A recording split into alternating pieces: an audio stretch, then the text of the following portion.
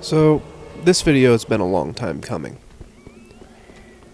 I first had the idea in order to see how hollow compares to, a dark build at meta levels in like June of 2019 or something like that.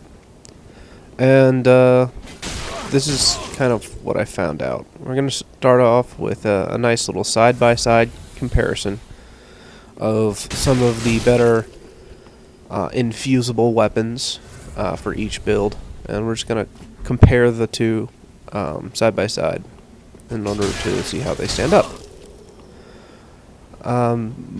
The person who is testing me, thanks to Makapu 69 for helping me out with this testing. He's also a dark build, and he's wearing winged knight armor, which, as everyone knows, boasts pretty good dark defenses, but also very good physical defenses. And since all the weapons I'm using do standard damage, with the exception of the S-stock, it'll be a fairly good comparison for what you're going to see in your average invasions. Or, conversely, if what you'll maybe see in a more try-hard situation. So, the dark build's on the right there, and you can see the differences in the damages. I am going to do buffed and unbuffed as a comparison for this. And as you can already start to tell, the hollow build just barely edges out the dark build in terms of damage whenever unbuffed. But you can assume that the dark build would probably be edging out the hollow if your opponent was not in full winged knight armor. But buffed, I'd say they're pretty comparable. So in the end, this is an alternative to a dark build, but it doesn't really have too many advantages over the Dark Chaos build. But that being said, there are some advantages, and right off the bat, the number one being those people who do spec heavily into dark defense, so your strength faith builds, anybody who wears full winged knight, just because the proliferation of the dark builds, you'll be doing a little better against with hollow.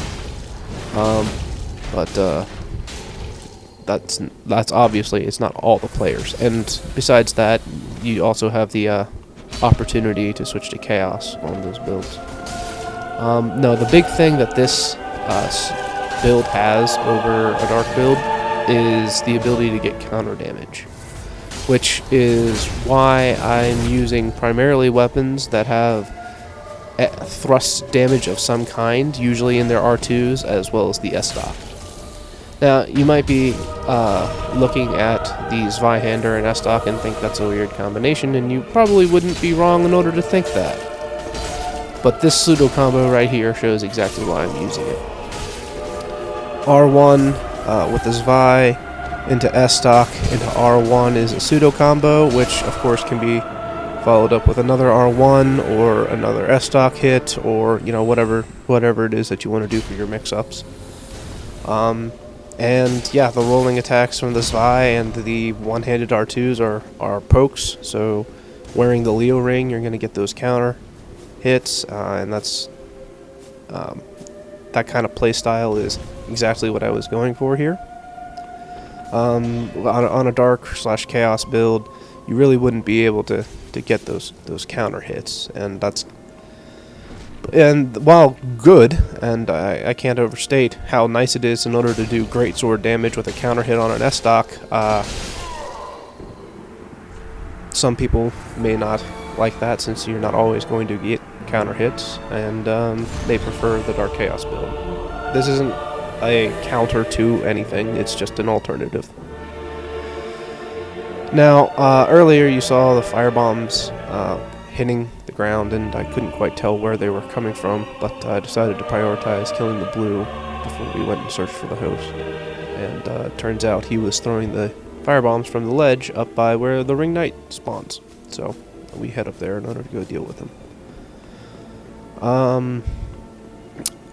Other advantages to the hollow build: you can use anything, any resin, to buff your weapon that you choose. If you prefer fire or magic, that's completely understandable, and I can see why you'd want to do that, since, you know, the whole point of this is to avoid the disadvantages of the dark build. So using the dark resin, you may think doesn't make sense, and that's not something that you don't want to do, which is fine. You don't have to do it. You can use another resin. But yeah. Anyway, that's it for these Vi and S-Stock, and I think it was a good showcase of those weapons. Now, next up is the Greatsword and S-Stock. This is pretty much a staple now, I think, in most people's repertoire. People have been fighting against it for a while. People have been using it for a while. So they know the drawbacks and the advantages of the setup in general. And there's really not too much different. Like I said, I am wearing the Leo ring, so I am going to get those counter hits a little bit more often. But the setup is strong, and there's no really denying that. Still can't quite figure out why he forced me. I think maybe he was just trying to protect the items that were on the ground. Speaking of, I have no idea what these guys were doing, like why they were here. But yeah, Purple Phantom gets finished off with a roll catch and 2 R1s from a Claymore. A lot of people just immediately go into their R1 with their Greatsword of choice after the thrusting sword hit, but I like to sometimes delay it in order to get the 2 R1 off of a roll catch. Just another mix-up that you can do. I do apologize for if this next section is a little less exciting. It's just me and this other red trying to chase down the host, and I wanted to pretty much do the each invasion with just this one setup in order to kind of show its strengths and its weaknesses. And the weakness of this setup is in chase downs. It's just not as strong as, like, for example, a spear, or even switching to a straight sword or a curved sword would be. So keep that in mind whenever you're playing. You know, different weapons have different strengths, and you're going to want to play to those as best you can. So in a normal invasion, I would probably swap out the Claymore for something a little better at chasing down. But I also can't quite judge this guy's latency. Between the quick steps and the latency, I'm having a hard time getting roll catches and things like that. But on the other hand, it also makes it much more difficult for him to parry me, since he really has to, I won't say get lucky, but he has to make a skilled read with, you know, a half second of latency. That just makes the parry more difficult to land. But yeah, and you can kind of see a little bit more of how I play thrusting sword and greatsword, and yeah, no, it's a setup I enjoy.